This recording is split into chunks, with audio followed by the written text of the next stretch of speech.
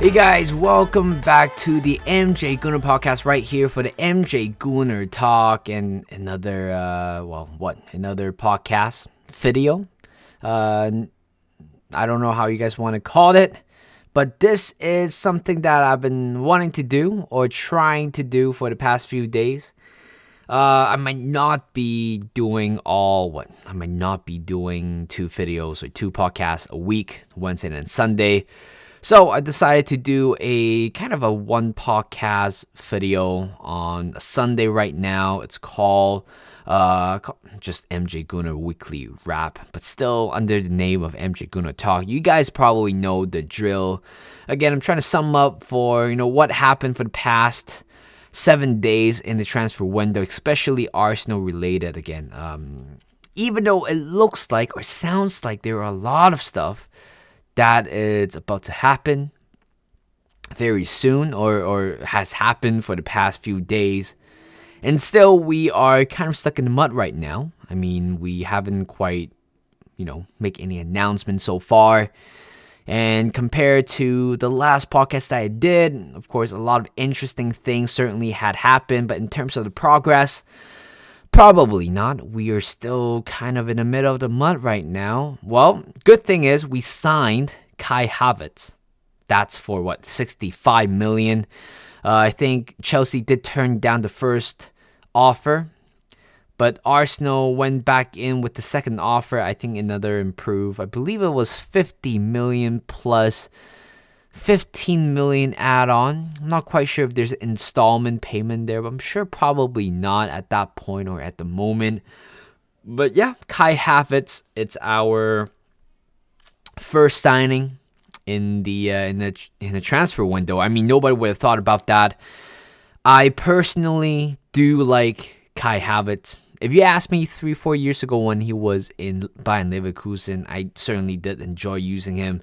I remember I did sign him in one of my career modes back then. I think it was, FIFA 17 or FIFA 18. I do like him. Left-footed, tall, making runs in the middle. Pretty good in the air as well, or at times. Well, a lot of people might not be on board with the signing because, simply because he didn't really have a good career in Chelsea, except that winner against Manchester City back in 2021 Champions League final. But that was pretty much all the memories that I have about Kai Havertz. So, which means if that's the only memory of him in the Chelsea uniform, which means he didn't really quite live up to that expectation. I'm not quite aware how much Chelsea did sign for him from Bayern Leverkusen. But a lot of people might disagree with the signing based on how he has been in the Premier League. And also, and also the season that he had, the price tag that we put on him, that we might not be, a lot of fans might not agree. Well, when I first heard the news, I think it was last week, last week, I'm sure I did kind of touch upon that a little bit. Again, it was unexpected. Wasn't quite sure if Kai Havertz would be a good signing for us. A lot of people might not know where he's going to play. I think I was watching one of his highlights in Chelsea or even Bayern Leverkusen. He is more of a Odegaard position, a traditional second striker. A lot of people say he's a second striker, but nowadays nobody plays second striker. If it's 20 years ago, second striker, it's such a popular formation. I mean, Dennis Bergkamp is a second striker. Wayne Rooney, it's also a second striker, if I believe so. I forgot who was playing ahead of him. And Kai Havertz, again, we don't establish a second striker in the team, but certainly he is not quite of a number 9 where Chelsea thought he is going to be a number 9, but didn't quite live up to that expectation. So which means that under Mikel Arteta's system, I don't think in any way that Kai Havertz would be I don't think Kai Havertz would be, a number 9. Maybe sometimes, but I don't think his major position to be deployed as a number 9. Simple as that. So when you were looking at other alternatives, the only positions, I add a plural right there, that makes sense for him, is probably Odegaard position. If not, a lot of people are speculating that he might be a number 8 for Arsenal.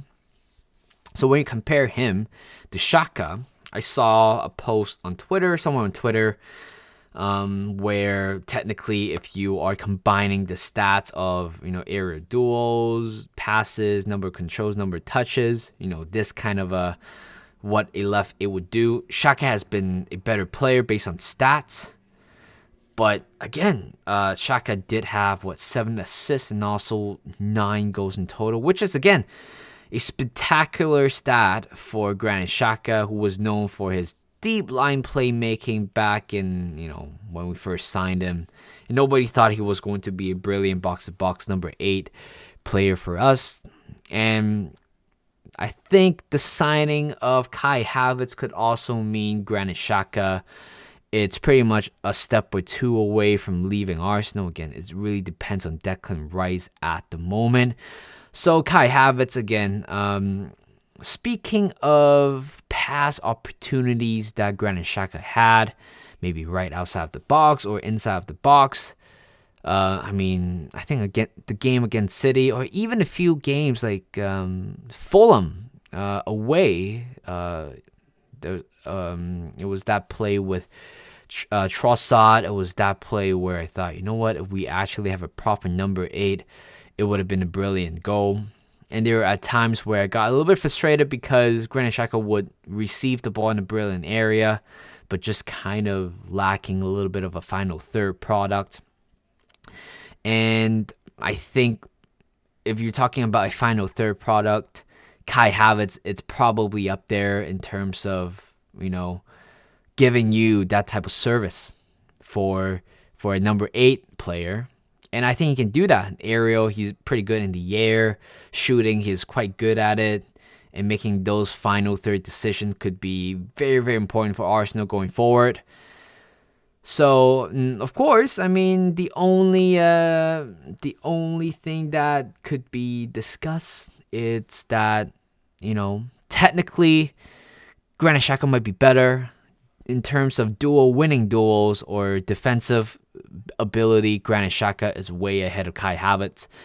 So it'll be very interesting to see what Mikel Arteta is going to do in that position, or especially for Kai Havertz. I'm sure, I think after a few days, I thought about this. I think Kai Havertz could probably thrive differently under Mikel Arteta's system. So, you know what? I'm not going to criticize his past performances with Chelsea, but certainly we have to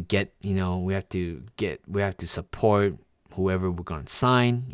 I feel confident, at least, is because I am trusting Mikel. The signings that he has made so far has been tremendous. Mikel knows what he's doing, so therefore, whoever he signed, I'm on board with that. But again, I just can't wait to see Kai Havertz in action. And more importantly, seeing him as our number 29. Again, he's going to be our number 29 in the squad. Obviously, for the past 2 teams he played for, we're in 29. And, of course, some of the legends wear Arsenal, or wear 29 for Arsenal. Matteo Guendouzi, the latest one. Before that, Granit Xhaka. Before that, our legend, Shamak, who remembers him, right? That beautiful hair. I don't know how to describe his hair. But before that, I believe it was Sebastian Larsson. And before that, I believe there's a German player. Again, I think his last name was Vault. Certainly it was before the time when I watched him. But yeah, I think his medical is taking place around the weekend. Maybe it has already been taking place, or maybe tomorrow. Who knows? Today. I'm recording on Saturday, but I'm going to do this on a Sunday right now. So you guys are hearing me from Saturday. So whatever's going on in the next 12, 24 hours, and you guys are listening from me and it's outdated, don't blame me. Second topic in the agenda, Declan Rice. Again, this is quite of a quick talk, is it? I mean, I'm sure the last time we did send in a bid, 70 million plus 15. Second bid was also rejected as well, 75 and 15. Was it 75 and 20? And right now we are trying to restructure the payment. I'm sure there was a bit of installment going on with the structure right now. I'm not quite sure. How that goes, but certainly West Ham want more money up front. Fair enough. I mean, he's your captain. He won you a Europa Conference League. Of course, you want more money from a captain. Certainly, I'm sure there was a little bit of a price increase after winning the Conference League, which is very normal. But at the same time, the frustrating part is that, we have been saying that we're going to send in the third bid from Wednesday. Till now, nothing has been sent yet. On the report, it keeps saying that Arsenal are going to submit the third bid imminently. And until now, it still hasn't quite lived up to the word imminently since Wednesday. But the good thing is that I think Man City was about to join a race, or they're in the middle of the race. They made inquiries about Declan Rice, the offer. I think there were rumors going around 2 days ago that Man City had submitted the offer, which is the point. This is the point where a lot of Arsenal fan had, a meltdown. Holy crap! I mean, how bad are we in terms of negotiating, or how bad are we in this bidding war? It feels like it never ends. It feels like we can never get anything out of it, and it feels like that, to be honest, isn't it? I mean, we're going to send in the third bid. It looks like after the third bid, if they reject it, it looks very likely that we are not getting Declan Rice, which, again, frustrates a lot of Arsenal fans, including myself. I mean, if you put him as number one priority for the whole summer, you have to make sure that you're going to secure the signing, no matter how expensive it is. I understand what Arsenal is trying to do. I mean, at one point, they were the only team in the race. That's why they started with the lower bid. But right now, Man City are lurking around the corner. I don't know what they're waiting for, but certainly, I think what I heard is that they are, they're not going to make an official bid yet, because still they can't really 100% convince Declan Rice. I mean, Declan Rice is born in London. I'm sure he wants to stay in London. I believe he had a baby recently. So, of course, he preferably wants to stay in London as well and don't want to travel abroad. Fair enough for him, to be honest. But Mikel Arteta is pushing. This is what Fabrizio Romano is saying, is that Arteta is pushing. I just hope that, and I don't know, saw a few Twitters today saying that Arsenal is about to match West Ham valuation on Declan Rice. I hope it's true. I just want to end this saga very quickly. I mean, I just don't want to hear this news anymore. It's been draining me for the past 3-4 weeks. I mean, international break is over. And speaking of international break, Saka scoring a triple, scoring a hat-trick, first senior hat-trick for him. Good for him, good finisher. And he's off to holiday with the Achilles injury. I mean, we saw Saka and also Declan Rice friendship. I mean, hopefully agent Saka is going to do something more. I'm sure the personal agreement has already been agreed upon. Right now, just the club. So as I'm recording right now, June 24th, Saturday, 11:45 p.m. in the Pacific time. As of right now, we still haven't heard any news yet, but we'll see in the next few days, shall we? Another next person that was being shown up on the short list is Timber. First name, Durian. I don't know how you pronounce his name. Certainly not the exotic fruit in Asia, durian. Well, just call him Timber. How about that? Arsenal did make a bid for him, 30 million, and I heard about him that his release clause is about to be triggered in 2 weeks, or being shown in 2 weeks. and Arsenal want to. Arsenal. That's why he wanted to. Timber wants to leave anyway. So Arsenal want to start low again, enter into some sort of bidding war. But I think the deal can be done within 40 to 45 or 50 million region. I never heard about Timber. Again, 21-year-old.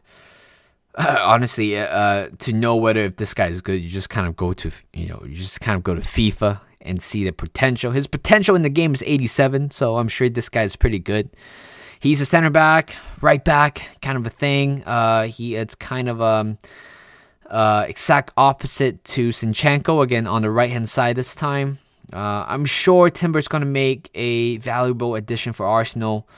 While I didn't really quite known him before, watch a few highlights. Certainly he can actually do what Zinchenko do, but on the right hand side, we have seen that in the last game against Wolves, where Partey is doing as a right back, and for the right back, I think Partey did very good at it. To be honest, it was not bad. I mean, it took him a game to adjust that.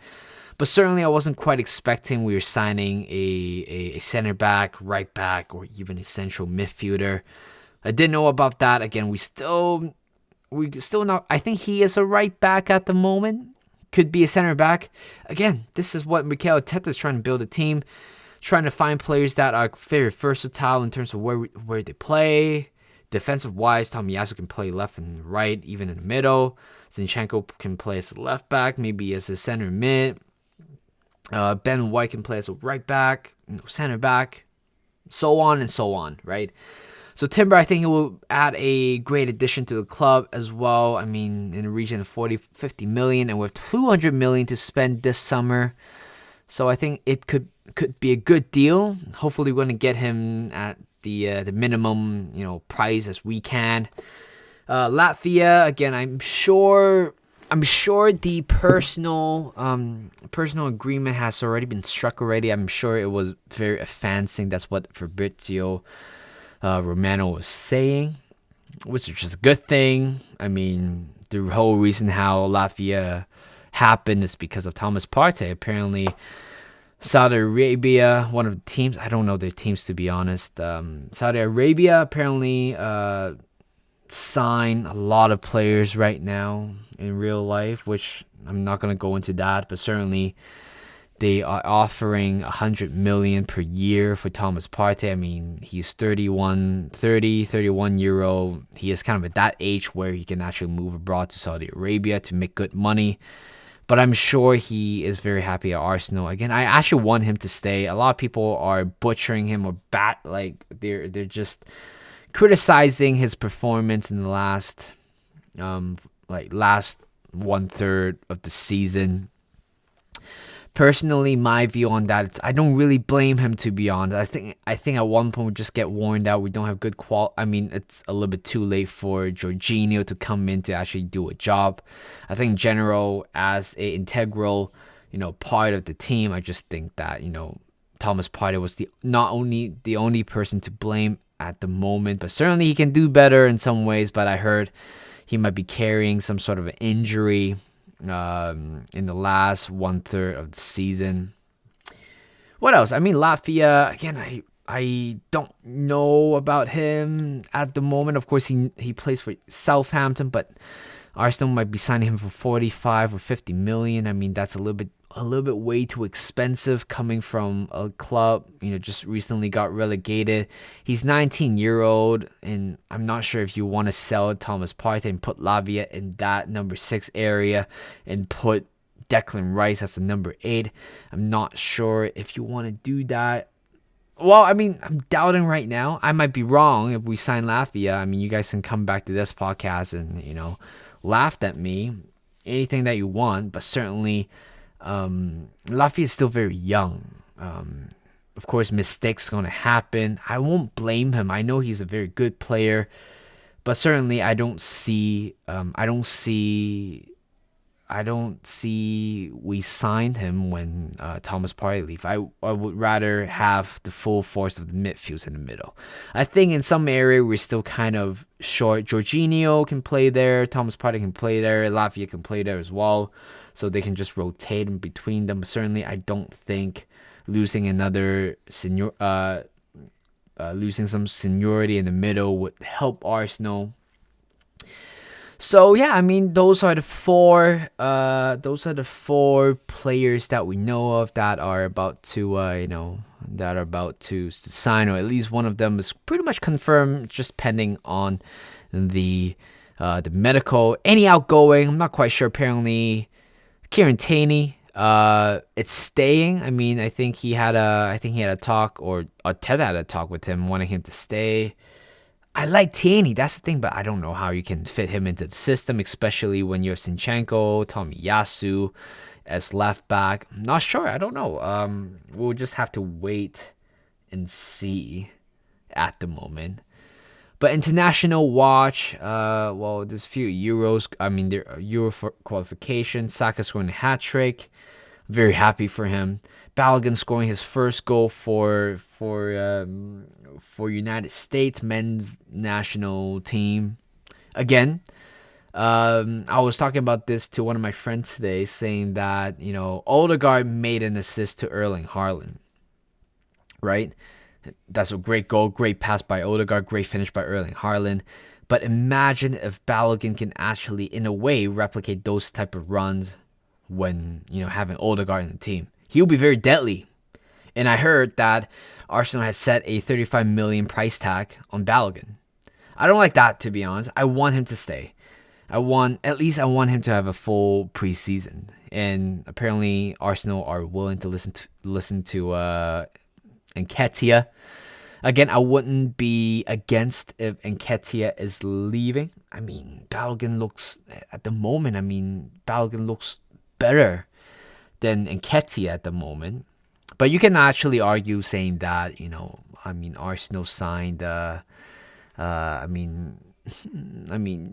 Balogun's in the French league and Nketiah barely have any start. I mean, you can argue with that. But in general, I want Mikel to give Balogun a chance, at least in the preseason. So, yeah, that's pretty much it for the weekly wrap on a Sunday on the MJ Gooner podcast, MJ Gooner talk. 22 minutes in, pretty good. I mean, this is what I'm trying to aim for from now on for the weekly wrap. Good enough or long enough for any content. So I will leave you guys there. So thank you guys for listening. Hope you guys enjoy another episode of the MJ Gooner Talk. Be sure to like, subscribe, or follow or leave a comment down below in the comment section, letting me know what you guys think about the signs that we're gonna make. So thank you guys for listening, and hope you guys have a good one.